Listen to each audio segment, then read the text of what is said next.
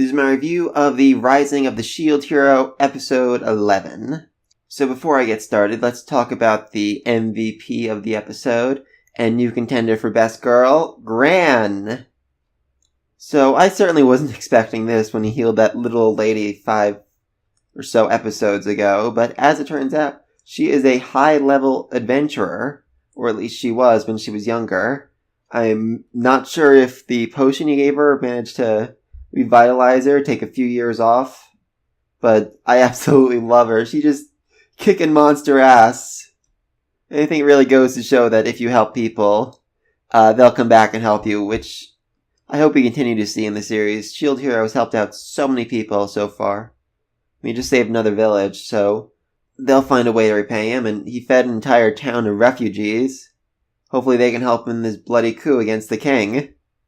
Anyway, moving on. So the episode starts with 5 minutes left until the next wave hits. They have what looks like a new cart set up, full of dozens of potions and swords for the heroes, and I'm guessing any villagers who they happen to see, they could just throw them a sword and say, "Use this to defend your family!" Unfortunately, I didn't end up really seeing any of this used, which I was kind of disappointed in. I thought this would be like a long campaign battle where he has to back up his soldiers who are supporting him, organize them, and dish out medicine as the timer ticked down. But instead, they kind of just skipped 3 hours ahead. We didn't see any of that. What we did see was Nefumi finally give Raph and Philo the accessories he's been working on for 2-3 episodes now. And to my surprise, they actually have magical abilities in them. I wasn't sure if they would just be stat boosts or what, but no, they do have abilities. Raph's boosts her mana generation, and Philo's increases her agility, which, she needed to be any faster. And she just absolutely loves it, and it's just such a cute scene between them. To me, this is really the nicest he's ever been. I mean, he says, "Oh, I'm just doing this to boost their stats," but it really has me hoping that he can just start being outright nice to people instead of just putting on this air of meanness to get them to dislike him so they won't betray him. From there, we flash forward 3 hours, which, again, a bit of a disappointment because I was hoping to see him organize his soldiers throughout the whole wave, lead them, advise them, give them support boosting spells or whatever. But instead, we just skip ahead, and then he decides to leave his soldiers with Gran so he can go finish off the wave itself. Which I like the potential of this, because they're really low level compared to him, and I think if they study and work hard and train with Gran for the next few months before the next wave starts, then they could be really powerful next time. Maybe even capable of getting a class upgrade before the next wave, which would be just so much more useful in fighting the next wave off. Then we see the true enemy, a giant pirate ship. I must admit, I was not expecting that to be their big enemy this episode. But he shows up, and Bow Hero is not happy to see him. I mean, Bow Hero certainly doesn't hate him as much as Spear Hero, but I think Sword Hero is just a little better with him. So from here, we see the main fault with the 3 heroes. They still see this as the video game. Not just as a video game, but as the video game. The one from their own world. And in that video in Bow Hero's video game, you had to defeat the ship's mast. In Spear Hero's video game, you had to defeat the Kraken. In Sword Hero's video game, you had to defeat the undead Pirate King multiple times. And they of course assume this is the correct way for them. But Shield Hero has no such beliefs, and thus he's able to see the truth and stop the Shield and Spear Hero from fighting each other. These two are about to kill each other, and Shield Hero comes in and basically saves them both. I was wondering if in the next wave he's going to end up being their leader, at least to Sword and Bow Hero, ordering them around, telling them what to do, protecting them from attacks. It really does feel like what it's coming towards. He then realizes the true enemies are in the shadows, which seems pretty obvious, given how the shadows are moving and twisting like that, but nothing like that was in the video game, so they wouldn't have expected it. Raph casts powerful light magic, which, very impressive. I'm sure that bracelet's helping her out a bit. Then we see Dimensional Soul Eater, a monster so scary it basically terrifies all 4 of the heroes. And then we once again see why the 3 heroes are incompetent. All 3 of them use lightning attacks against the Dimensional Beast. Now, I might not be an expert at video games, but I know that you're supposed to use different elements on an enemy you don't know about to see what it's weak to. Instead, they all just launch the same attacks at it, proving they have 0 coordination whatsoever. Which, again, I think is further proof that the shield hero is going to need to lead them next episode to get them to try different things, to experiment, to find weaknesses to exploit. Anyway, the Dimensional Soul Eater then launches a super powerful blast that almost destroys the ship and basically knocks out every single person except for Nefumi, Raph, and Philo because he's the freaking shield hero. Obviously, he protected them with his shield. And since they're the only ones who are still available, they're the only ones who can fight back, with Raph and Philo kicking its butt all by themselves, but still too slowly to save everyone in the village. So the shield hero announces, I'm going to use the Rage Shield, which I was surprised by it, definitely. I thought it was something he'd activate just by mistake, like when he gets angry enough for when something happens to one of his comrades, it activates, but instead he activated it on command here. And then we get just one of the best Raph scenes ever. Raph basically says that she'll follow him through anything, and then he tells Philo, look after Raph if anything goes wrong. And she's like, no, screw that. I'm staying by your side until the very end. I don't care if you turn into a demon. I don't care if you die. I am with you until the very end. And that just, it means so much to him. He's a little shocked, but he is so happy to hear it because she's already sworn to be a sword, but I don't think he really realizes how much she actually cares about him. So he activates Rage Shield, and surprise, surprise, the dragon zombie is still alive in him. And it is really freaking pissed. Not only that a mere human killed it, but that another human defiled its corpse to make tools and weapons. I'm assuming this happened because Nefumi isn't angry right now. Doesn't have necessary anger to use the rage mode. But the dragon, who's still alive in his shield because he absorbed the crystal, and his armor because he put part of the crystal into his armor, and in Philo because she ate part of the crystal, has a crazy amount of rage, which the rage mode is now leeching on. And I think this basically upgrades his rage shield to version 2. Makes it way more powerful, and this just absolutely terrifies the other heroes. Oh my god, we get Rage Mode Philo, which is, I know she's supposed to be scary, but it's just freaking adorable to me.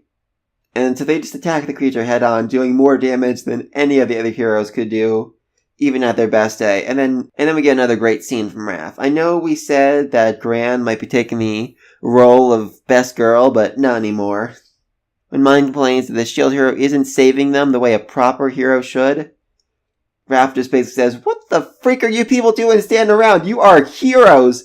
You're supposed to be fighting! And then she complains she wasn't strong enough, which I think means she's gonna find a way to get stronger after this. I'm not sure if the class upgrade's gonna work or what, but I can definitely tell you she's gonna fight harder after this to protect him so he doesn't have to go through this again. So then the sword and bow hero end up backing up the shield hero, which is just absolutely amazing. And even in this situation, the spear hero is not up for it. He's not going to fight alongside him. But the other heroes convinced him, and of course, Mind's like, you can't help the shield hero. I'd rather we all die right here, right now, than you help him. And then, once again, Raph, best girl, her belief in the shield hero allows him to take control of Rage Mode. And this seems to unlock 8 new or enhanced abilities inside Curse Mode. I mean, we already had the Shield Prison, but this seems to be an upgraded version of it. I can't really make out anything with the other symbols. I think one is the voice enhancement shield. The other one looks like a dragon. That could be a horse. So I'm not sure what these abilities are or how he's going to end up using them down the road, but he's certainly able to combine them in new, exciting ways, which I am very excited to see. Now he's mastered his rage. He's determined to protect Philo and Raph, and he's managing to stay calm. So then he activates Shield Prison, Chain Shield, and Iron Maiden in quick succession. And this is just terrifying. Within this version of cold ore, who shall swallow even your screams with her embrace. Suffer in anguish as your entire body is stabbed and skewered. Iron Maiden. I mean, this is just a terrifying summoning spell. It's freaking huge and just proves the shield hero is more powerful than all of the other heroes put together by a long shot. So then he ends curse mode and Philo manages to calm down and is absolutely adorable. She seems to have no real memory of what happened during this period, and I don't think she's going to be happy to hear that she was possessed by basically a dragon. So then the other heroes are looking at Shield Hero and they're basically like, so that's what the Shield Hero can do. And this line really ticks me off. The Sword Hero says it's basically a cheat. It's basically a cheat. The Sword Hero is complaining that the Shield Hero is too strong, that he's overpowered, and this annoys him. Seriously, he's like, oh, the Shield Hero's had everything easy. It's just a cheat. He's overpowered. And really? Really, Sword Hero? You have a freaking sword, and he's been fighting these last 2 months with a shield. He's falsely accused of rape. He's everyone in this world hate him, and you're basically saying it's a cheat. He's overpowered. He was just lucky to be named the Shield Hero. I mean, seriously. I was hoping that this would end with them working together and maybe allying themselves, but if the Sword Hero thinks this, I might be wrong. It might go from the Shield Hero is weak and useless. The Shield Hero is just too dang powerful. He got lucky and this annoys us. Though I am hoping that when the king tries to rip off the Shield Hero and give him less coins than all the other ones, at least the Sword Hero is going to be like, no, and give Shield Hero his entire reward and say, you earned this, I didn't. You stopped me from killing the Spear Hero, and I owe you one for that. I don't want to be in your debt. Might even convince the Bow Hero to do it, and heck, he might even convince Spear Hero to do it, saying, do you really want to be in that man's debt? When they get the next rewards, I think it might be possible they all just give Shield Hero everything and say, you earned this, we didn't. Then we get what I think it was the oddest scene in the entire episode, and that's really saying something. Well, for one thing, I don't think Sword Hero actually knew that Philo was a little girl, because he seems a little surprised by that.